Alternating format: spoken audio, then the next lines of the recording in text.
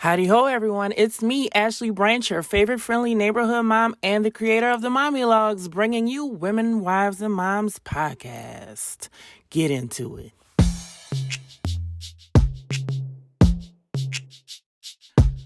Howdy ho, everybody. It's me, Ashley Branch, your favorite friendly neighborhood mom, the creator of the Mommylogeauxs and this podcast, Women, Wives, and Moms podcast. And we are continuing the 30 days of the Mommylogeauxs with your girl, Aubrey.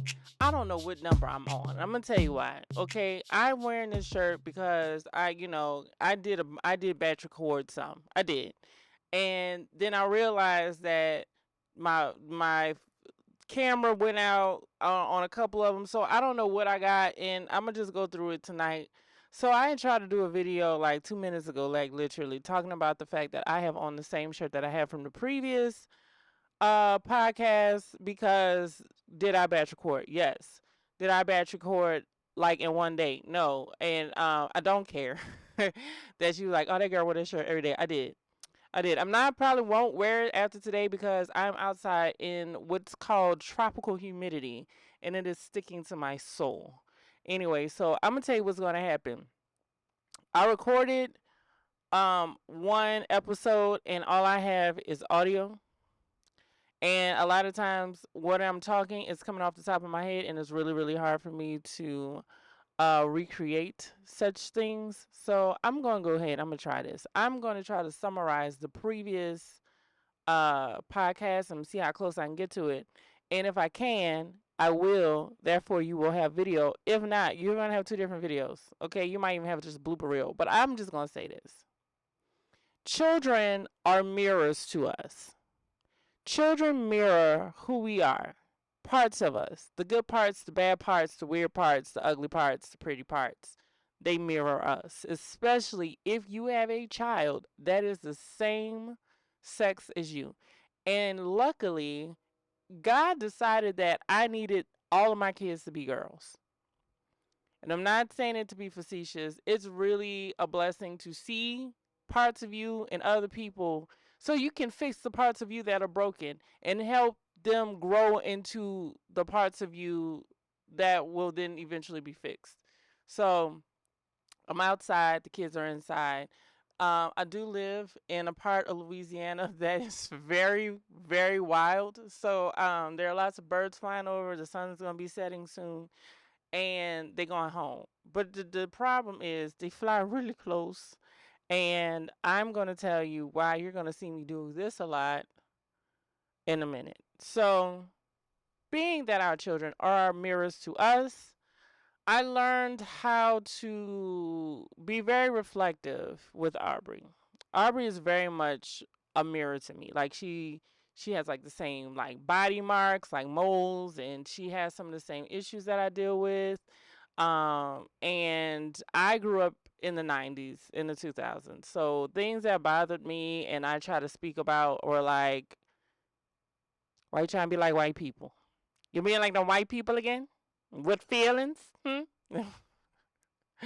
I'm not playing. Anyway, so a lot of things that I struggle with weren't surface because I was scared. Like you don't want to make your mama mad or embarrass her or whatever by your random fidgeting and looking weird. No, you weren't allowed to be weird in the 90s and the 2000s. I'm just say that you had some kids. I had a goth friend and I had my anime friends, which just couldn't be weird. Anyway, so there are things that I struggle with as an adult that not really struggle with, but I didn't really realize that was a struggle because it really wasn't a struggle for me. It was a struggle for the other people that had to deal with me, like my poor, poor husband. Anyway, so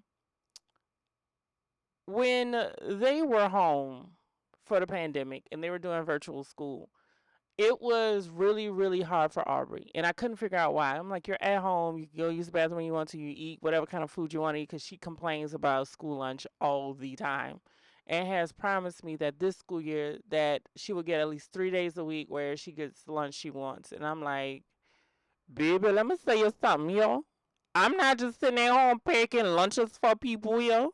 Okay, baby, I got to go to work. And if you want a lunch, then you fix your lunch. Anyway, I digress. So That I didn't make that promise, but I would do my darndest. Anyway, so she's crying all the time. She's stressed all the time. She's irritable. She's upset. She gets angry. She gets these moments of like she'll just come out and be like, "I'm sad. I'm so sad." And I'm like, "Baby, I don't know how to help you." Like I couldn't take her anywhere. We couldn't go anywhere. This is in the beginning of the pandemic, and the truth be told, mommy was sad too. Mommy was very sad. So eventually, grandparents and really grandparents would take each child and give them space, right? And even after that, that didn't help. So I started looking into some things with her behavior. And I have a cousin that, that's a psychologist. She's like, look into this, look into that. And it was none of these things. Like I knew it was none of these things. And so we go back into the school building. The teachers are complaining, Aubrey doesn't pay attention. She's always looking elsewhere. She's always looking out the window. Like my question though, sidebar, if why in the world can't look out the window? I don't want to just look at the chalkboard, the Promethean board, the teacher. I don't look at that. Outside is nice. I want to go outside. Why put windows in classrooms if we can't look out of them? That's just a question, but I digress. She was like, Aubrey, if a butterfly flies past the window, Aubrey's gonna go with the butterfly. And I'm like, duh. Why would I want to stay in this boring ass classroom? But I didn't say that. So I'm like, okay, I get it. And she goes, and Aubrey doesn't listen when we tell her things. And I'm like, I don't know, because when we do homework, she seems pretty well versed, in whatever it is y'all learned that day. I said, well, I tell you what, teach a lesson and then pull Aubrey out the class and ask her what it is that you taught. And if she struggles with that, then we'll figure out a way to keep her, keep her attention. But I don't think that's what that is, because I know that I don't look at people all the time when they're talking to me. If you see and I'm looking at you like this, so I'm trying to keep eye contact with you so that you know that I'm listening to you, I'm not listening to you. I'm not listening to you. I watch my podcast all the time. I am never looking directly into the camera. I am looking everywhere else but at the camera. And plus, I'm outside. There are birds and dragonflies. Really pretty things to look at other than the lens of this camera, because I am going to forget what I'm saying. And again, I've gone on a tangent, but I digress once again. Anyway, so the teacher pulls her out of the class. I get a phone call, and the teacher is laughing hysterically. I'm like, what is so funny? Like, I know Aubrey can say some stuff, but I know she said something. And the teacher goes, Aubrey is amazing. Oh my God, I love Aubrey. I asked Aubrey what I taught in class, and she said everything verbatim. But then she went back and said something I said the other day about how these children get on my nerves, and I need to go to Atlanta. And I'm like, why are you just saying that in her presence? She was like, I was waiting on the other side of the class. I was like, oh yeah, she ear hustles with the best of them. Yeah. Yeah, when you really not talking to her, she hears everything you're saying. It's amazing. I don't know how she does it. She should work for the CIA. Anyway, so I realized that it wasn't that she didn't know the work. It was that she couldn't keep still. And I'm like, okay, I know some kids who can't keep still. They have like ADD, ADHD. Apparently, it's all one thing now. So ADHD, okay? And then, they're back at school. So therefore, I'm back at school. I'm in the building. I'm teaching. I'm always in SPED. SPED stands for Special Education. I said it like that so you could hear the SPED. SPED. Anyway, so I'm noticing kids are doing things that my Aubrey is doing. And I'm like, my Aubrey does that. Another thing a kid is doing, I go, my Aubrey does that. Another thing a kid is doing, I go, oh, yeah, well, let's look into it. So I looked into it. I took it to the doctor, and the doctor was like, Aubrey possibly can have ADHD. From what you're telling me, it sounds like ADHD, and it's hereditary. And I'm like, cool. So how do I tell her daddy that something wrong with him? And she was like, no, no, we should have this conversation. And in that moment, I got hot. Like I felt my whole body get hot. You know how you get scared real good and your underarms tingle? That's kind of how I felt. And I was just like, what? Do you know how smart I am? And she was like, nah, it has nothing to do with intelligence. As a matter of fact, neurodivergent people are highly intelligent. And I was like, what kind of people? Baby, we is Christian over here. I'm just playing. We don't go to church. Anyway, and she was like, no, Since we've had this conversation, you've cycled through like a bunch of different voices, and that's one of those things. And I was like, what's one of what things? Like, I'm talented, can't you tell? And I just had to stop for a moment because it felt like, those moments when you're trying to tell somebody what's going on with them, like, oh, you got your breath stinks, or your knuckles ashy, or your clothes wrinkle, and they go like, thank you, and you have spinach in your teeth. Like, oh shit, like something's wrong with me too. It went from, oh my God, something is wrong with me, to, oh my God, I'm the reason my child is having difficulties, and then this guilt set in. And then that quickly went away because I'm actively helping my child, right? Hold on. I gotta check that. I don't know why. Oh, I know why now, because the ADHD. Anyway, I'm actively helping my child. I'm actively making sure that I have all the tools in my tool belt to help her. Denial isn't a tool of anything. It doesn't help anything. It doesn't progress anything, especially if you know that what you're doing is denying the truth.